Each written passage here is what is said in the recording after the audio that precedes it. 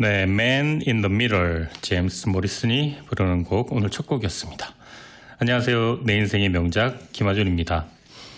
여러분들 그런 기억 있으시죠? 한국에서 20대를 보내셨던 분이라면 군대 간 친구가 어느새 휴가 나왔는데 글쎄 엊그제 군대 간 놈이 일병 계급장을 달고 나온 겁니다. 야, 너 엊그제 군대 간 거 같은데 언제 일병 달았냐? 이렇게 물으면 그 친구는 참 어이없어 합니다. 죽었다 깨나도 안 가는 시간에 대체 이 국방부 시계는 멈춰버린 걸까? 그렇게 고민하다가 기다리고 또 기다려서 나온 휴가인데 이 친구 녀석들이 엊그제 나고 왜 또 나왔냐고 이런 소리를 합니다. 그리고 또 있죠. 갓난쟁이 애기 보고 귀엽다 그러던 친척들, 친구들. 또 오랜만에 그 아이 다시 보면 언제 이렇게 컸냐고. 야, 시집 가도 되겠다, 장가 가도 되겠다. 언제 이렇게 컸냐고. 그냥 눈 깜짝할 새에 컸다고 그렇게 얘기를 하죠. 하지만 그 부모들은 아이 키우느라 밤잠 못 자고 또 애태웠던 그 마음 누가 알겠습니까? 그런 것 같아요. 내가 하는 일은 힘들고 어려워서 시간이 정말 너무나도 더디게 그렇게 흘러가는데 남이 하는 일을 보면 저렇게 금세 뭔가 성과가 보이고 나타납니다. 나도 남도 힘들긴 똑같은데 직접 해보지 않으면 그 어려움을 알 수가 없죠. 근데 이거는 그 사람의 이기적인 문제가 아니라 또 내가 나밖에 모르는 욕심쟁이라서가 아니라 사람은 그냥 그렇게 생겨먹은 것 같습니다. 생각해보면 아닌 경우도 보이는데요. 그 아닌 경우를 생각을 하면요. 자식 걱정하는 부모님, 밖에 나가서 안 들어오면은 계속 잠도 못 자고 그렇게 뒤척이십니다. 또 사랑하는 연인이 생기면 그가 겪는 아주 작은 상처, 어려움이 내 것보다 훨씬 더 크게 다가옵니다.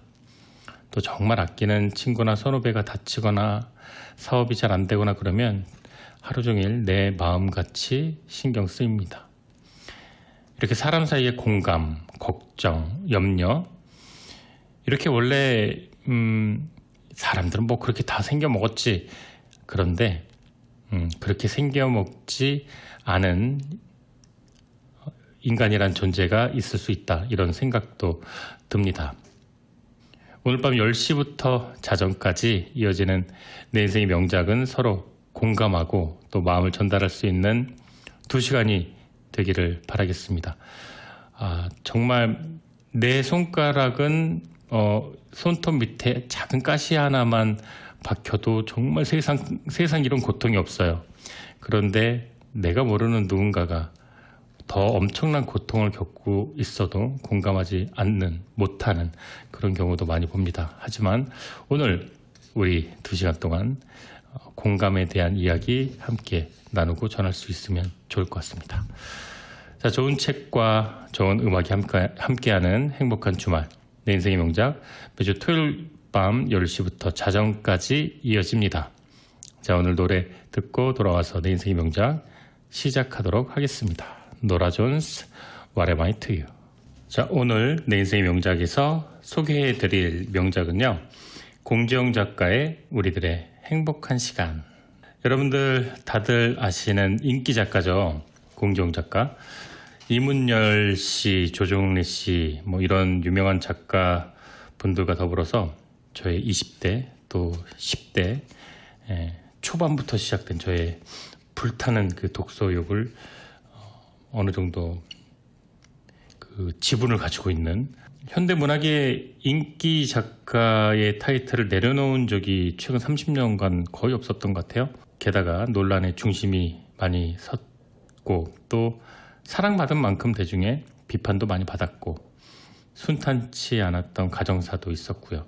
결혼생활도 동시대 최고의 작가 또 이슈메이커이기도 했던 공지영 81학번이라고 해요. 지금은 좀 88학번이라고 그러면 뭐라고 하나요? 안 좋은 얘기로 우스꽝스럽게 꼰대라고도 하고요. 기성세대, 고인물 이렇게도 하는데 그때 당시에는 깨어있는 젊은이들이었죠. 데모를 주도하고 그러니까 386 세대의 첫 번째 스타트죠. 네, 80년대 그 학번이니까요.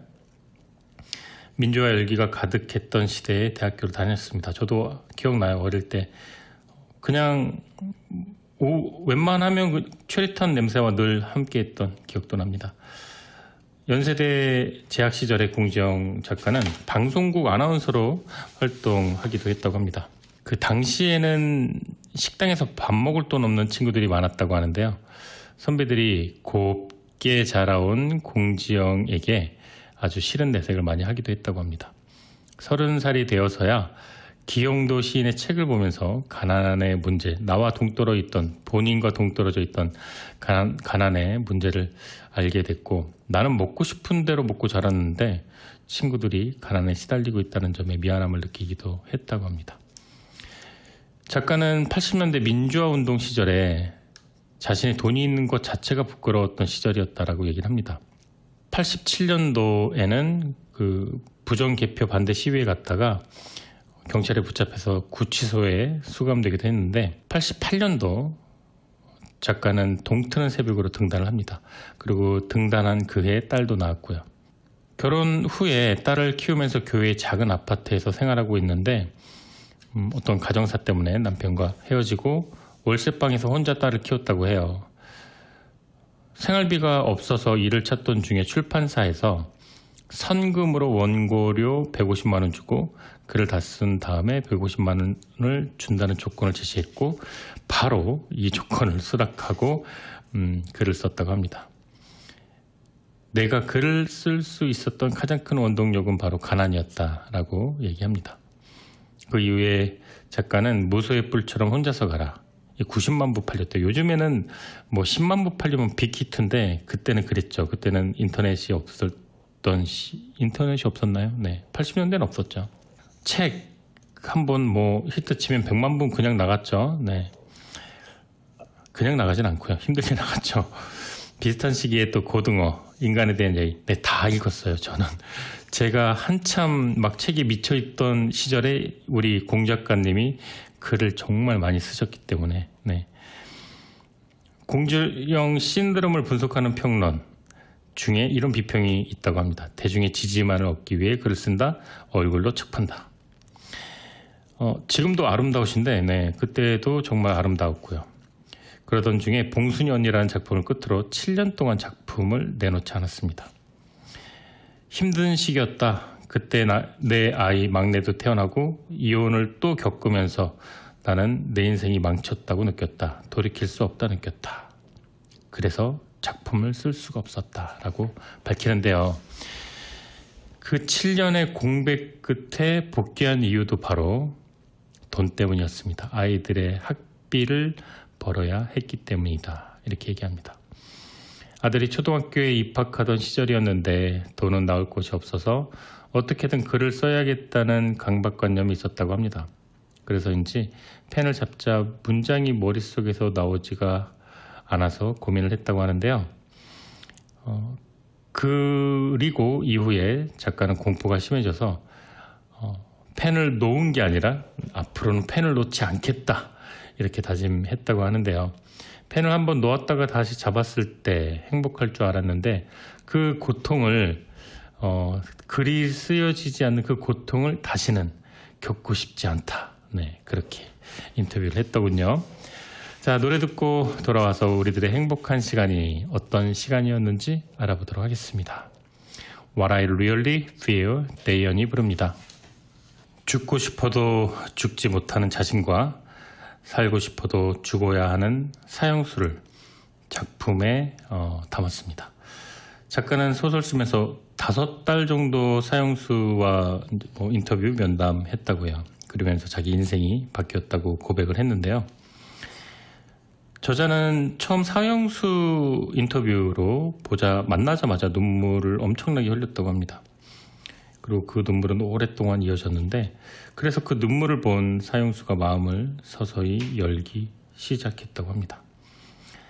밥은 먹었냐 묻는 이 사소한 질문에서부터 시작된 교감으로 인해서 사형수들이 변해가는 걸 보면서 이전에까지 공지영이 품어왔던 인간에 대한 불신을 내려놓고 신뢰가 싹트기 시작해서 또 오랜 시간 우정을 이어오고 있다고 합니다. 이 책 우리들의 행복한 시간이 그 베스트셀러가 된 직후에 일간지 인터뷰가 실렸는데 평소에 친하게 지내던 기자가 인터뷰 해달라 그래서 인터뷰를 했다고 합니다. 그때 이제 성이 다른 아이 셋을 키우고 있다 고백을 했는데 그 다음날 신문 갑판때 일면에 공지영 아이 셋 이혼 셋 웃으면 안 되나요? 역시 기자가 기자네요. 공지영 아이 셋 이혼 셋 그 라임을 딱딱 맞추고 이 세자로 또 운율을 가미했는데 놀라지 않았다 그래요. 오히려 통쾌했다 그럽니다. 공지영은. 왜냐면은 이런 것들 때문에 사람들이 나를 손가락질 하더라도 나는 나에게 떳떳했다. 그리고 내가 아이를 키우고 있다는 것에 대한 자부심이 있었다라고 얘기하는데 아버지도 이렇게 얘기했다 그래요. 공지영에게 전화해서 네가 3번 이혼하는 건 싫지만 네가 불행해지는 건 더 싫다. 이 말이 참 용기가 됐다고 합니다. 소설가의 이미지가 중요했던 시절이었죠. 우리나라에서 그때 몇십 년 전에. 한때는 좌절했는데 내가 뭐 글 못 쓰면 어때? 내 인생이 그것뿐이지. 하지만 나에겐 소중한 아이들이 있잖아 라는 생각을 했다고 합니다. 하지만 그 3번의 이혼은 지울 수 없는 상처가 되었고 또 늘 그 성이 다 달라서 근데 왜 아빠들이 왜 안 키우고요? 성이 다 다른 3명의 자녀를 혼자 부양해야 했다고 합니다. 3아이, 3번의 이혼, 이 무거운 생의 낙인들이 치렁치렁 내가 가는 곳마다 철렁거렸다. 아이들만 없었다면 나는 멀리 도망치고 싶었다. 북극, 아프리카, 아니 어디든 나는 도망치고 싶었다. 아이들만 없었다면. 아이들 때문에 나는 살 수 없었고 아이들 때문에 나는 다시 살아야만 했다. 네, 이런 글을 남겼습니다. 봉순이 언니 장편, 그 다음에 또 별들의 등판 2004년도인데 탈고할 때까지 긴 공백기가 있었는데 그 이후 평론가들은 더 이상 공지영은 글을 쓸 수 없을 것이다. 끝이다. 라고 했는데도 불구하고 다시 멋지게 재기를 했습니다. 원고지 100장 쓰는데 6개월이 넘게 걸렸대요. 손이 풀리지 않았던 전문 작가였던 시절.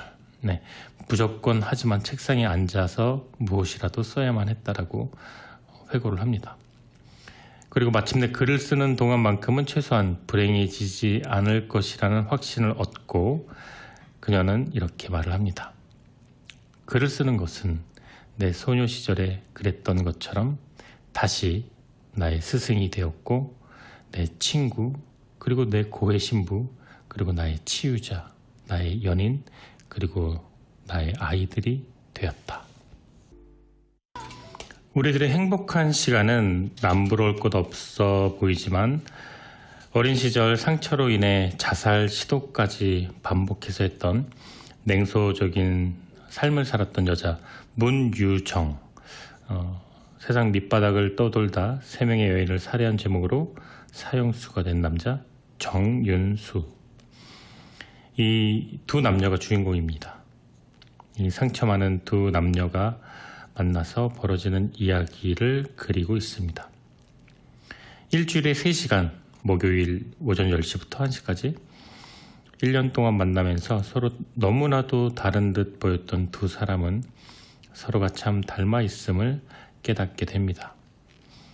처음에는 정신과 치료 대신 어쩔 수 없이 고모 손에 이끌려 갔지만 점점 유정은 도저히 이해할 수도 용서할 수도 없을 것 같은 죄를 짓고 갇혀있는 그들과 윤수의 이야기에 관심을 갖게 되고 이른봄 홀로 윤수를 찾아가 오랜 시간 자신을 괴롭혀온 자기 진짜 이야기를 고해성사 하듯이 털어놓게 됩니다. 둘은 서로를 통해서 오랜 시간 가슴에 품고 있었지만 외면해왔던 자기 상처를 털어놓고 서로 나누고 또 그 어두움 속에서 어두운 터널에서 조금씩 또 밖으로 걸어 나옵니다. 이 소설은 유정의 이야기, 윤수의 이야기가 이렇게 교차돼서 많이 나오는데요. 어떨 때는 참 아프고 잔인하지만 또 어떨 때는 또 환희, 즐거움, 기쁨을 선사하기도 합니다.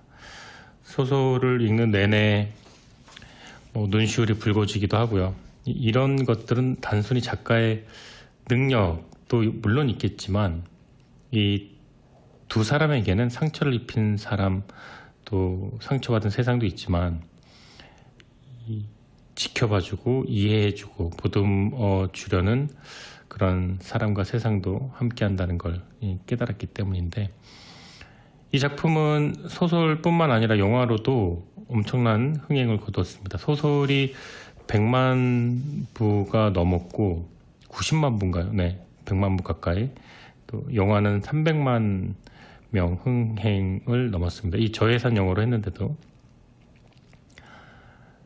저는 개인적으로 이 소설이 깊은 이 내용이기 때문에 영화가 그걸 담아내지 못했다 이렇게 멋있게 얘기하고 싶은데 그러기에는 이 영화가 이 강동원, 이나영은 이거 너무 심하다. 연기도 잘하고 그때 정말 리즈 시절이었더라고요. 네. 이나영은 원빈이랑 결혼해서 정말 생뚱맞죠. 완전 극소심 내숭도 남녀가 결혼을 했는데 그때 당시 이제 오래된 영화인데 정말 웰메이드 영화였던 것 같아요. 정말 잘생기고 이쁘죠. 아름답죠. 근데 그냥 잘생기고 이쁜 게 아니라 굉장히 개성 있게 잘생기고 이쁜. 그런데 연기를 왜 이렇게 잘합니까? 이거 언제부터 이렇게 잘했죠? 네. 정말 이쁜 영화였고 원작을 뛰어넘었다라고 말을 할 수는 없겠지만 원작만큼 좋은 이미지와 또 많은 관객들의 사랑을 받았습니다. 또 아쉬운 것도 있죠. 예, 저처럼 책을 읽고 영화를 본 사람들에게는 저건 아닌데 하는 그런 극중 코믹 요소 혹은 어떤 극중에 뛰어넘는 부분 이런 것들이 좀 마음을 애리긴 했는데 그래도 그것을 상쇄하고도 남을 만큼 연출 기법이라든가 배우들의 연기가 참 좋았습니다. 또 이 책은 사형제 존폐에 대한 뜨거운 논쟁을 불러일으키기도 했는데 오늘은 가급적이면 사형제 관련된 논쟁과 이슈는 조금 내려두고 이 두 사람의 이야기를 조금 더 포커스를 맞출까 합니다.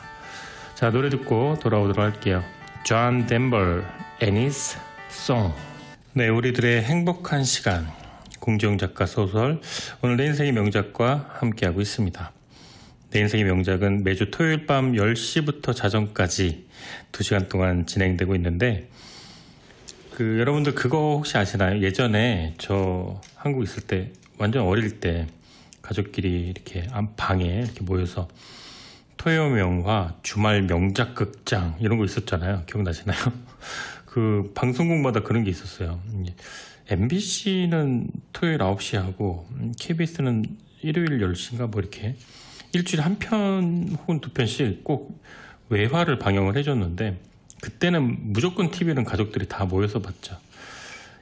스마트폰도 없었고 그랬으니까요. 그리고 한 집에 TV가 2대 있으면은 재벌집이었죠. 예. 그때 성우가 외화 더빙하던 시절에 제가 저희 어머니한테 이렇게 질문했던 게 기억나는데 엄마 근데 왜 외국 사람들이 한국말을 왜 이렇게 잘해? 네. 귀엽나요? 멍청하게 보이나요?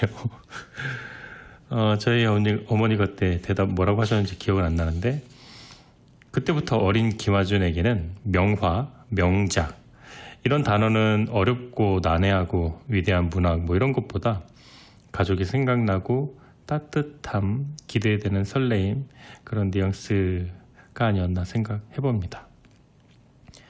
혹시 여러분 내 인생의 명작이 소개되길 원하는 책이 있거나 음악이 있으면 언제든지 방송국으로 연락 주시기 바랍니다. 우리들의 행복한 시간 오늘 청취하고 계시고요.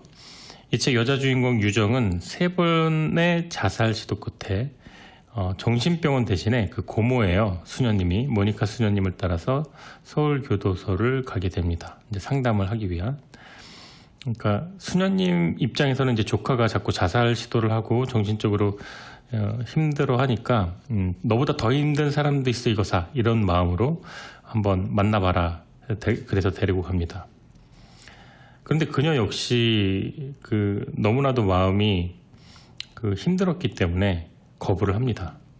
그리고 하필이면 또 죄명이 살인이 강간이니까 어떤 여자가 그렇게 그 사람을 위로해주고 싶겠습니까?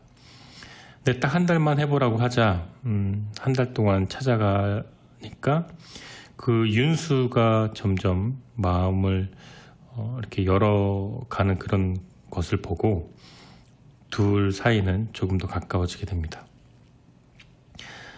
유정은 어릴 때부터 아주 부잣집에서 태어나서 또 유학까지 갔다 왔습니다. 그리고 지금도 집안에서 운영하는 대학의 교수가 되었는데 어린 시절 사촌 오빠에게 당한 일로 자살까지 여러 번 시도하게 됩니다. 반면에 아버지 폭력을 견디지 못해서 또 엄마가 가출하고 동생과 함께 앵벌이를 하게 되었던 이 윤수는 결국 그런 살인과 또 이런 일을 저지르게 됩니다. 이 둘 사이는 참 닮았고 참 닮지 않았습니다.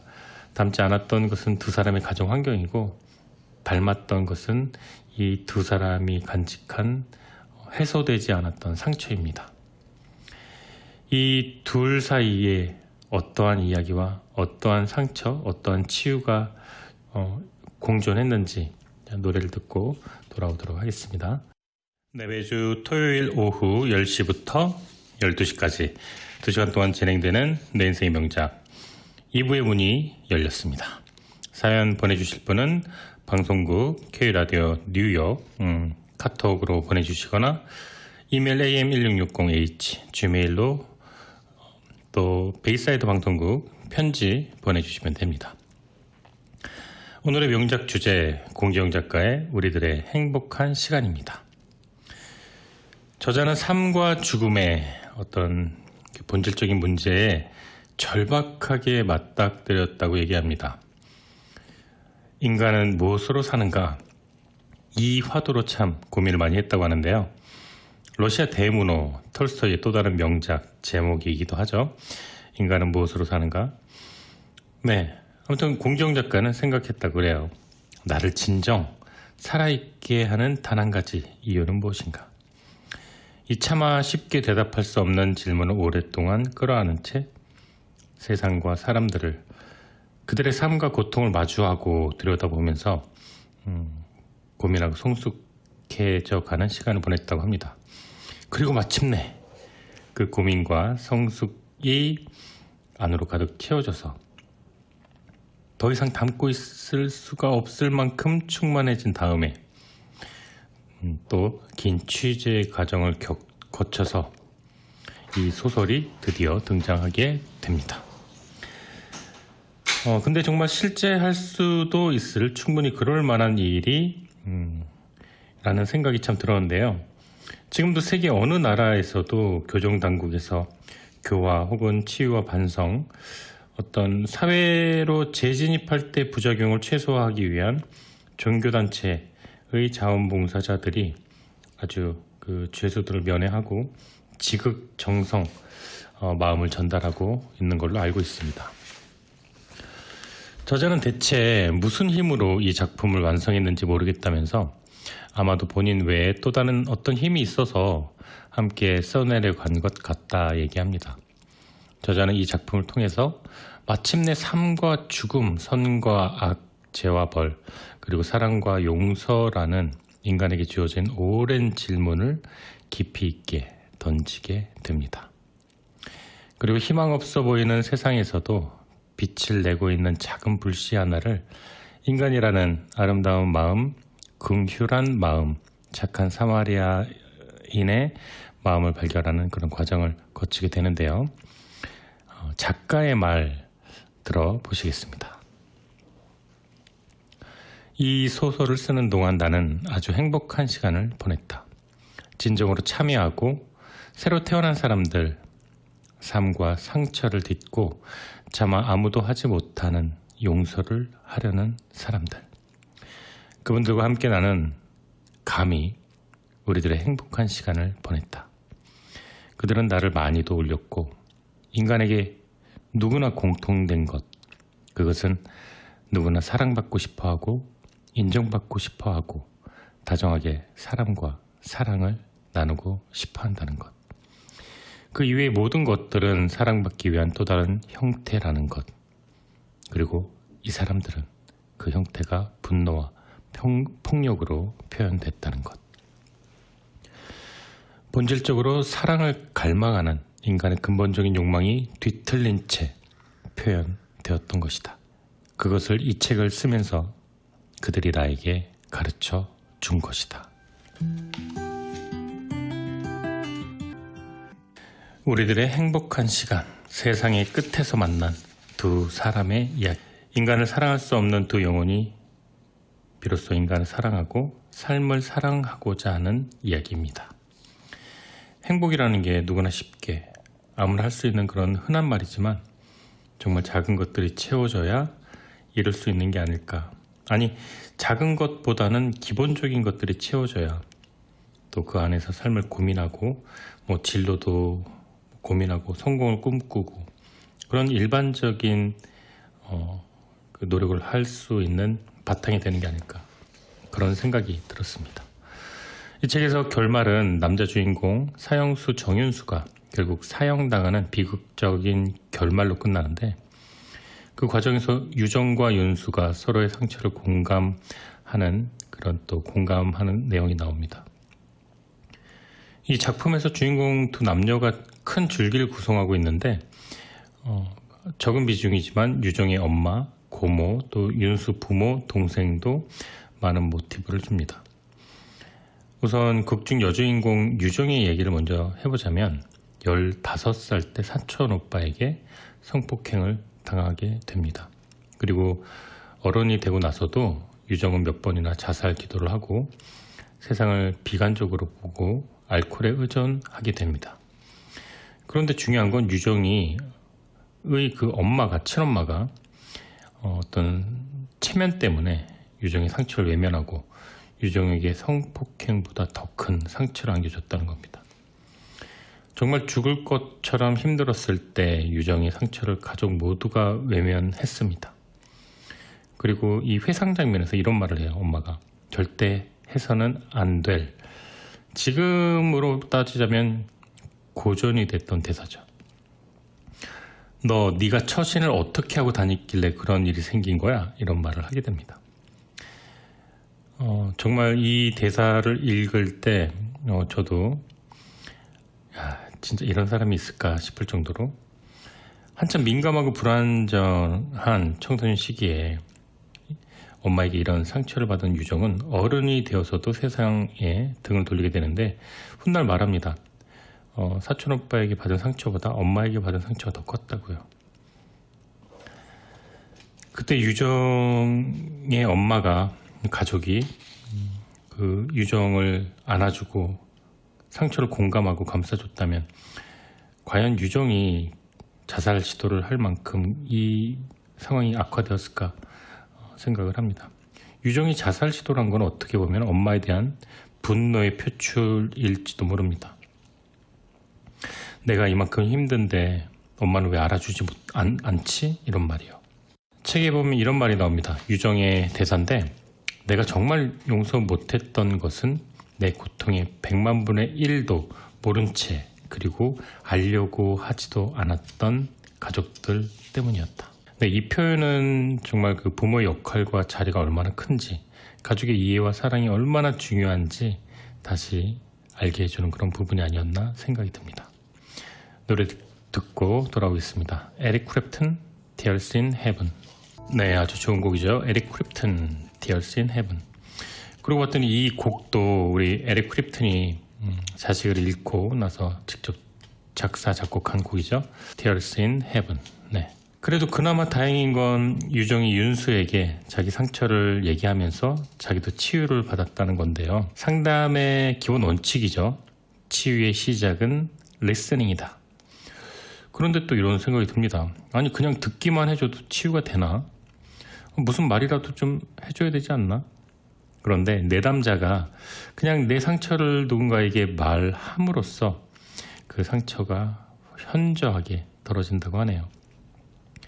유정이 윤수에게 상처받았던 자기 얘기를 하면서 치유되는 그 과정을 들여다보면 얼마나 그 위안이 사람 사이를 가깝게 하는지 알 수가 있습니다.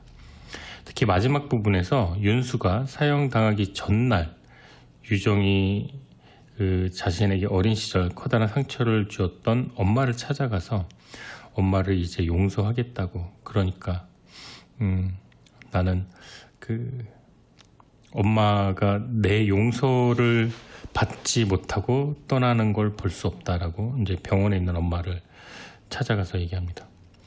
15살 때, 15세 때 나에게 육체적으로 상처를 준 사촌 오빠, 그 인간보다 더 용서할 수가 없었던 엄마를 용서해보려고 왔다는 그 유정의 말에서 윤수와의 그 시간이 서로 상처를 치유하는 과정이었다라는 암시가 또 되고 있습니다.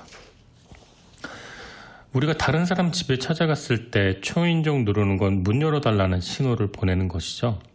우리는 밖에선 잠겨있는 문을 열 수 없기 때문인데요. 마찬가지로 마음의 문은 남이 열어주는 게 아니라 자기가 열어야만 열리는 것이죠.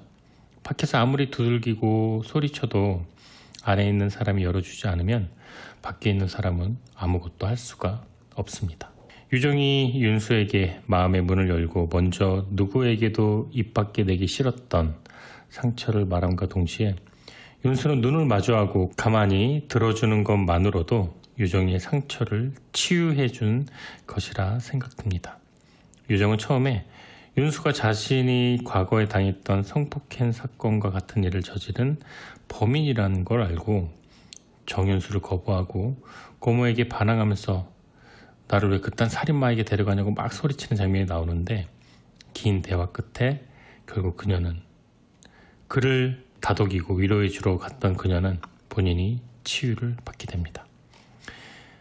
또 윤수의 아픔을 가슴으로 온전히 이해했음을 깨닫게 됩니다.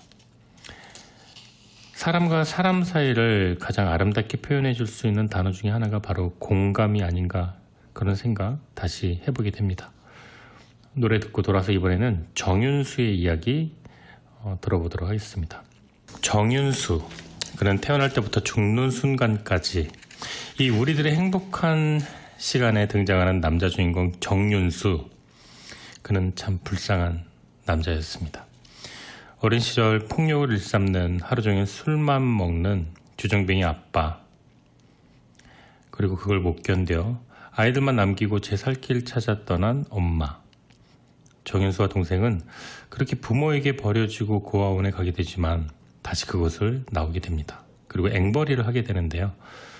유일한 혈육이자 의지했던 피부치 동생마저 그 앵벌이 중에 길거리에서 죽게 됩니다. 그런 그가 세상에 철저히 버려지고 소외되고 외톨이였던 그가 감옥에서 문유정을 만나 진짜 이야기를 나누면서 처음으로 행복을 알게 되고, 또 사람을 믿고 마음을 연다는 게 무엇인지 알아가려던 찰나에 마치 넌 이렇게 행복하면 안 돼, 이렇게 말하듯이 사형이 집행됩니다.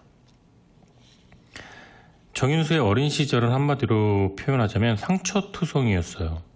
정윤수는 1차적으로 아버지의 가정폭력에 육체적 정신적인 고통을 받았습니다.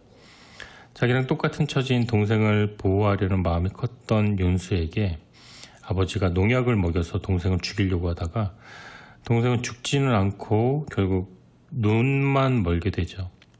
사건은 씻을 수 없이 이런 상처로 남게 되고, 두고두고 정윤수를 동생을 지키지 못한 죄책감, 괴롭힙니다. 이 윤수 엄마가 2차적인 상처를 또 주는데요. 아이들을 버리고 도망갔죠. 그게 첫 번째고, 두 번째는 도망간 엄마를 찾아가는데 다시 외면당했을 때. 네. 마지막에 정윤수가 태백분교 아이들에게 자기가 영치금 조금씩 모아놓은 걸 가지고 이렇게 후원해주고 싶다는 편지를 쓰는 장면이 나오는데, 아마 정윤수가 먼저 보낸 동생 은수에 대한 그런 그리움의 마음의 표현이 아닐까 생각이 들기도 합니다. 이런 말 있습니다. 아침은 하나님이 주신 가장 아름다운 선물, 이런 말. 그런데 정윤수는 이렇게 말을 합니다. 교도소에 면회온 모니카 수녀님이 질문하는데요. 지금 윤수 너를 제일 괴롭히는 게 무엇이니? 가장 두려운 게 뭐가 있지? 그러자 윤수는 이렇게 말합니다. 아침이요. 단 한 번의 아침도 아닌 언제 죽을지 모르는 인생, 죽는 순간까지 매일 반복되는 무서운 아침을 정윤수는 평생 견뎌야 하는 것입니다. 그런 정윤수에게 기대되는 아침은 목요일 뿐입니다. 유정이 윤수를 통해 상처를 치유받은 것처럼 윤수도 그런 유정에게 자기 모습을 발견하기도 하고 또 자신을 위로받으면서 마음을 열게 됩니다. 서로 다른 환경에서 다른 일들을 겪으면서 다른 고통을 안고 살던 두 사람이 서로에게서 같은 모습을 찾고 위로를 받는 모습에 목요일 오전 10시부터 1시까지거든요. 그 3시간이 그들에게 있어 가장 아름다운 순간이고, 물론 이 책의 제목이에요. 그런데 이 전반적인 내용을 아우르는 제목이지만 제가 생각하는 이 책의 제목은 우리들의 행복한 시간 목요일 10시부터 1시. 네. 좋은 책, 좋은 음악, 내 인생의 명작, 토요일 오후 10시부터 자정까지, 이렇게 시간이 딱 특정되지 않았는가라는 생각도 들게 됩니다. 매주 목요일 오전 10시부터 1시까지는 이들의 가장 행복한 시간이었을 겁니다. 네, 노래 듣고 돌아오겠습니다. I'll be your mirror, Clem's Night. 네, 매주 토요일 저녁 10시부터 12시까지 방송되는 좋은 책과 좋은 음악 있는 곳, 김하준의 내 인생의 명작입니다. 사연 보내주실 분은요, 방송국 카톡 혹은 이메일 am1660h gmail, 또 베이사이드 주소로 편지 보내주시면 됩니다. 오늘 주제는 우리들의 행복한 시간, 공지영 작가 작품입니다. 또 하나 가슴에 와닿는 장면이 있어요. 바로 윤수가 살인을 저지른 집의 엄마였던 극 중에는 삼양동 할머니라고 나오는데, 이 삼양동 할머니가 교도소에 가서 윤수를 면회를 하고 그를 용서하는 장면이 나옵니다. 자신의 딸을 죽인 세상에서 가장 용서받지 못할 사람을 용서한다는 건 문자 그대로 네 원수를 사랑하라는 가르침을 실천에 옮긴 것일 텐데요. 그런데 이런 일을 할 수 있는 사람이 과연 몇이나 될까요? 이 부분 기억나요? 송강호, 전도연 주연, 이창동 감독 작품이죠. 그 베니스 영화제인가요? 여우주연상도 전도연 씨가 받았는데, 그 영화 주제가 본인 아이를 죽인 범죄자를 용서하는 장면. 그 영화에서는 좀 뉘앙스 다르죠. 내가 믿음으로 내 아이를 죽인 범죄자를 용서하기 위해서, 전도연이에요, 교도소에 찾아갔는데 그 죄수라는 놈이 그 납치범, 그래서 죽인, 감옥 안에서 주님을 믿고 본인도 회개하고 용서받았다는 말을 자기가 죽인 애기 엄마 그 전도연에게 합니다. 이 말을 듣고 전도연이 붕괴를 하는데 오열을 하면서 소리를 칩니다. 하나님이 뭔데 내 아이를 죽인 살인자를 용서하냐면서, 내가 얼마나 힘들게 너를, 당신을 용서하러 왔는데 왜 당신이 하나님에게 알아서 용서를 구하냐고. 당신은 나에게 용서를 빌어야지 내 아이나 나를 죽이고 왜, 내 아이를 죽이고 왜 하나님에게 용서를 받냐, 이렇게 오열하는 장면이 나오는데, 제 인생 모든 대부분 영화 통틀어 가장 임팩트 있는 장면 중에 하나가 아니었나. 그 교회인가요? 그 성당 교회에서 가슴을 이렇게 치면서 우는 장면이 나오는데, 물론 이제 상도 받았지만 이거는 연기 아니다 이런 생각이 들었는데 여기에 송강호가 나와요. 송강호가 굳이 송강호를 지금은 안 쓰겠죠. 송강호를 이 대배우를 말이죠. 정말 그냥 왔다 갔다 하면서 이렇게 도와주는 그런 사람으로 나오게 되는데 송강호는 그것도 연기를 살리더라고요. 그런데 이 영화에서 윤수는 자신이 죽인 아이들의 엄마가 용서한다면서 찾아왔을 때 이렇게 말합니다. 저를 용서하지 마세요. 저는 용서받을 수 없는 나쁜 놈입니다. 이렇게 무릎 꿇고 오열하는 장면이 나옵니다. 많이 다르죠. 그 미래왕이라는 영화와. 이제 마지막 장면, 정윤수가 사형을 당하던 그 상황에서 어머니를 용서하는 모습, 유정이 자신의 상처를 외면했던 엄마를 용서한 것처럼 윤수도 자기를 2번이나 버리고 떠난 엄마를 용서합니다. 이 상처받은 유정과 윤수 두 사람의 마음을 변화시킨 건 다름 아닌 서로의 이야기에 귀를 기울여준 공감이었습니다. 그 진실된 마음들이 그들에게 서로의 아픔에 치유를 주었고 또 용서의 발판이 되었습니다. 이 둘의 짧은 만남에 시간이 결코 헛된 게 아니라 정말 진정으로 그들에게 행복했던 시간임을 증명해 줍니다. 네, 문유정의 엄마 이야기 한번 해볼까요? 15살짜리 딸이 사촌오빠한테 그렇게 당했다는데 오히려 몸가짐을 똑바로 하지 않았다는 말도 안 되는 이유로 야단을 치고 그 사건을 침묵으로 몰아넣고 집안 분위기랑은 전혀 상관없이 자기만의 시간을 갖고 피아노를 연주하고 항상 화려하게 본인을 꾸미고 감기 걸리면 병원에 입원하고 또 가족들 다 불러들여서 유언을 하네 이러면서 호들갑을 떨고 이렇게 문유정의 엄마는 자기애가 굉장히 강한 사람입니다. 딸을 야단친 것도 자기 체면이 깎이고 집안이 망신을 당할까 봐서였고 또 몸을 화려하게 치장한다거나 작은 병을 알아도 입원을 하는 게 다 주위 사람들에게 관심받기 위한 행동이었으니까 나는 소중한 사람이기 때문에 당연히 사람들은 나에게 집중해야 돼. 이런 비합리적인 신념이 극중 내내 보입니다. 하지만 그런 문유정의 엄마도 자신의 부모에게 이와 비슷한 상처를 받아서 그 상처를 문유정에게 대물림한 게 아닌가라는 생각이 들기도 하는데요. 부모로부터 받은 이 감정적인 상처, 잘못된 훈육 이런 것들은 아이가 어른이 되고 다시 자식을 낳아도 대물림된다는 가슴 아프지만 인정할 수밖에 없는 그 연결고리, 그 장치가 이 책에서 선명하게 눈에 띕니다. 이제 모니카 수녀 이야기로 넘어가자면 이모죠. 고모죠. 고모. 죄송합니다. 엄마 쪽은 이런 분이 안 계시고 고모 쪽. 네. 그녀는 평생 사형수들을 교화하면서 낮은 자세로 성스러운 삶을 살았던 분입니다. 유정 역시 자신의 가장 가까운 가족에게도 마음의 문을 열지 않았지만 고모에게만큼은 자기의 마음을 표현합니다.